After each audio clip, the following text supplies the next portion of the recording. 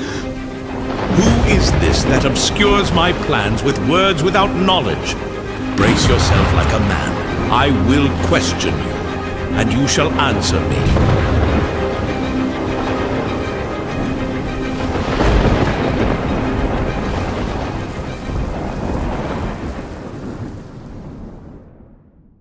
A long, long time ago, in the land of Uz, there lived a man named Job. He was blameless and upright, fearing God and shunning evil. Job was blessed with great wealth and a large family. He had 7 sons and 3 daughters. He owned 7,000 sheep, 3,000 camels, 500 yoke of oxen, and 500 donkeys, and had a large number of servants. Job was the greatest man among all the people of the East. His sons used to hold feasts in their homes on their birthdays, and they would invite their 3 sisters to eat and drink with them. When a period of feasting had run its course, Job would make arrangements for them to be purified. Early in the morning, he would sacrifice a burnt offering for each of them, thinking, "Perhaps my children have sinned and cursed God in their hearts." This was Job's regular custom. One day up above in heaven, the angels came to present themselves before the Lord, and Satan also came with them. The Lord said to Satan, "Where have you come from?" Satan answered the Lord, "From roaming throughout the earth, going back and forth on it." Then the Lord said to Satan, "Have you considered my servant Job? There is no one on earth like him. He is blameless and upright, a man who fears God and shuns evil." "Does Job fear God for nothing?" Satan replied. "Have you not put a hedge around him and his household and everything he has? You have blessed the work of his hands, so that his flocks and herds are spread throughout the land. But now, stretch out your hand and strike everything he has, and he will surely curse you to your face." The Lord said to Satan, "Very well then, everything he has is in your power, but on the man himself do not lay a finger."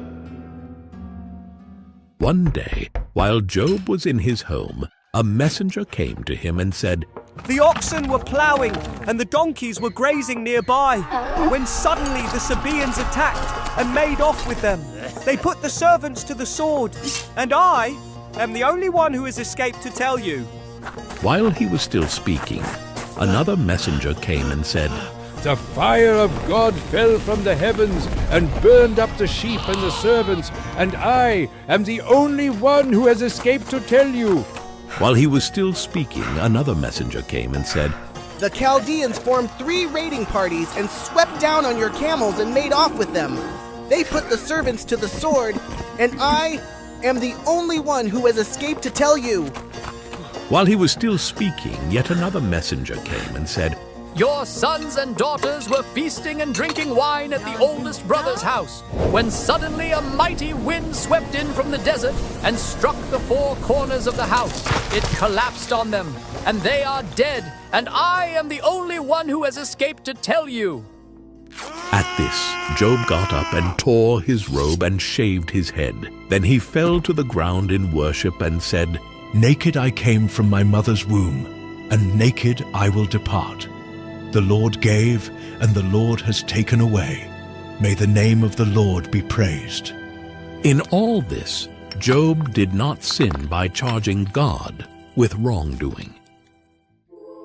On another day, the angels came to present themselves before the Lord, and Satan also came with them to present himself before him again.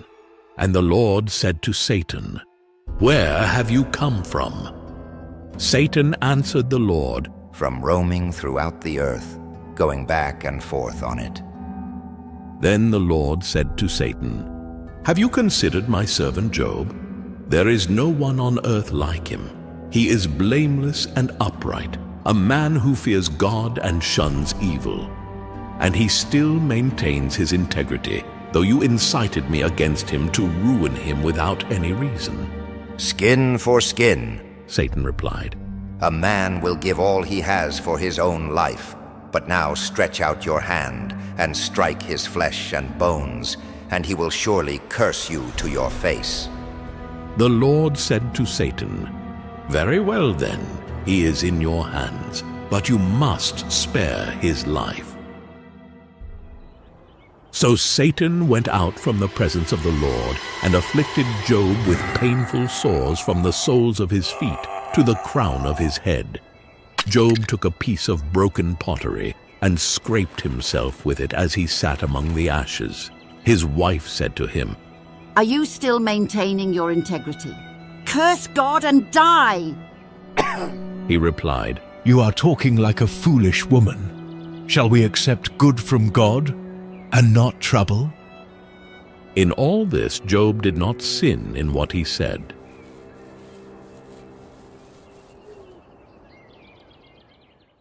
When Job's 3 friends, Eliphaz the Temanite, Bildad the Shuhite, and Zophar the Naamathite, heard about all the troubles that had come upon him, they set out from their homes and met together by agreement to go and sympathize with him and comfort him.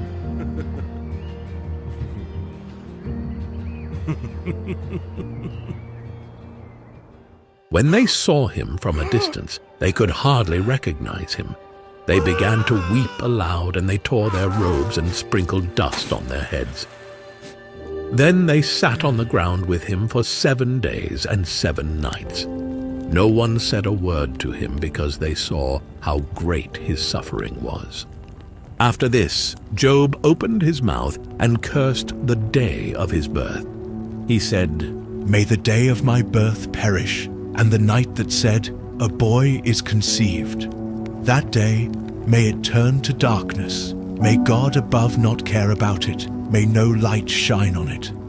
Why is light given to those in misery, and life to the bitter of soul? To those who long for death that does not come, who search for it more than for hidden treasure, who are filled with gladness and rejoice when they reach the grave.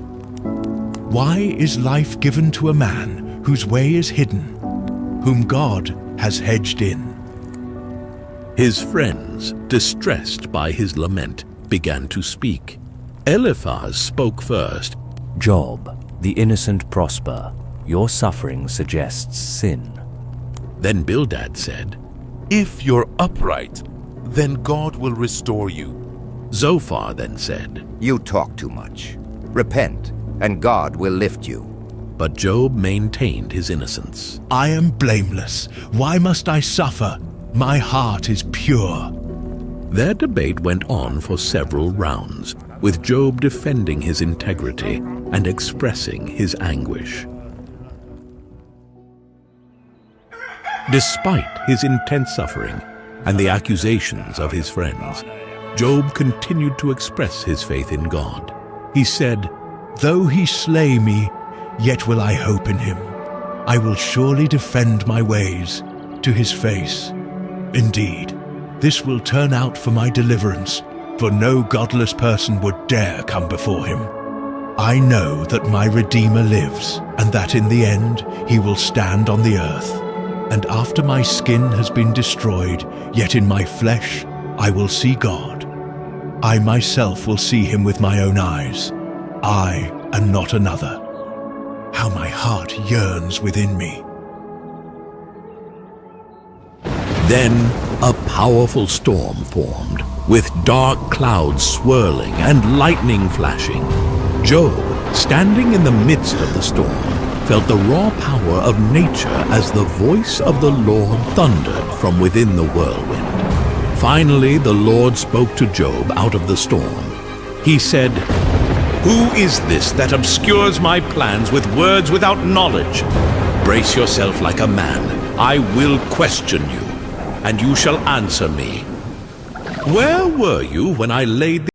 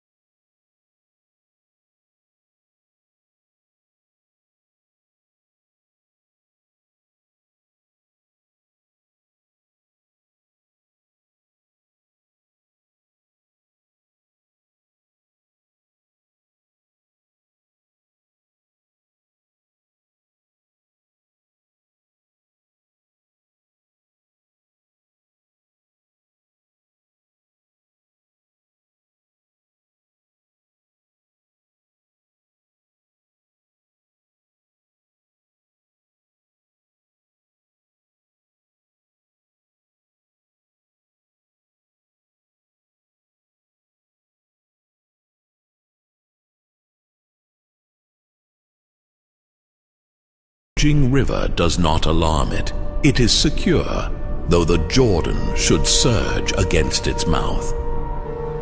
Can you pull in Leviathan with a fish hook, or tie down its tongue with a rope?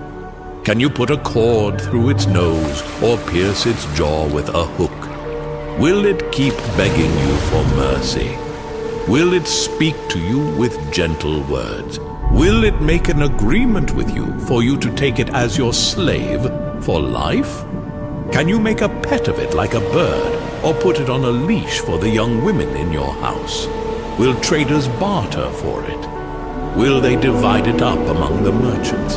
Can you fill its hide with harpoons, or its head with fishing spears? If you lay a hand on it, you will remember the struggle and never do it again. Any hope of subduing it is false. The mere sight of it is overpowering. No one is fierce enough to rouse it. Who then is able to stand against me? Who has a claim against me that I must pay? Everything under heaven belongs to me. The Lord continued, questioning Job about the mysteries of creation and the natural world, emphasizing his own power and wisdom. Job, humbled and awed by God's words, replied, I am unworthy. How can I reply to you? I put my hand over my mouth. I spoke once, but I have no answer. Twice, but I will say no more. Then the Lord spoke again, further illustrating his might and sovereignty. Job responded, My ears had heard of you, but now my eyes have seen you. Therefore I despise myself and repent in dust and ashes. After the Lord had said these things to Job, he said to Eliphaz the Temanite, I am angry with you and your two friends, because you have not spoken the truth about me, as my servant Job has. So now take 7 bulls and 7 rams, and go to my servant Job, and sacrifice a burnt offering for yourselves. My servant Job will pray for you, and I will accept his prayer, and not deal with you according to your folly. You have not spoken the truth about me, as my servant Job has. So Eliphaz the Temanite, Bildad the Shuhite, and Zophar the Naamathite did what the Lord told them, and the Lord accepted Job's prayer. After Job had prayed for his friends, the Lord restored his fortunes and gave him twice as much as he had before. All his brothers and sisters and everyone who had known him before came and ate with him in his house.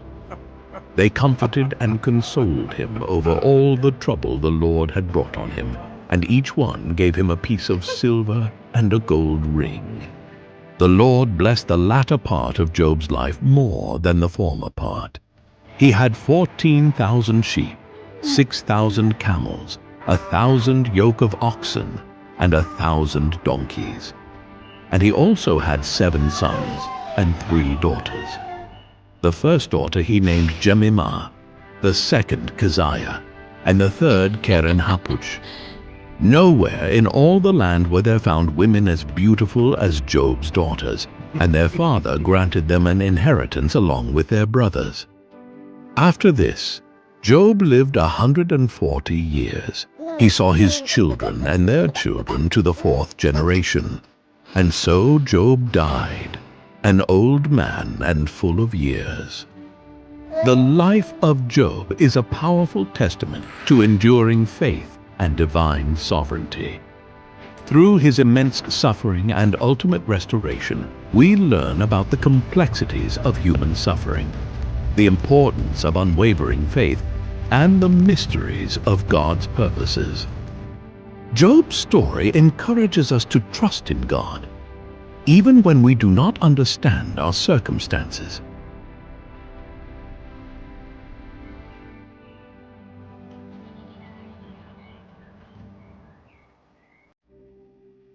We hope you enjoyed the story of Job. We worked really hard on it, and it took a lot of time and effort to make. If this video resonated with you, please give it a thumbs up and share your thoughts in the comments. Don't forget to subscribe to our channel, Bible in a Nutshell, and hit the notification bell so you won't miss our next journey through the scriptures. We at Bible in a Nutshell want to create a new wave of Christianity all over the world, spreading faith, hope, and love to everyone. By liking, commenting, and sharing this video with your friends and family, you're helping to spread the word and grow our global community of believers. A special thank you to our amazing YouTube members and patrons. Without you, our work wouldn't be possible. If you'd like to support us further and join this community, consider becoming a member today.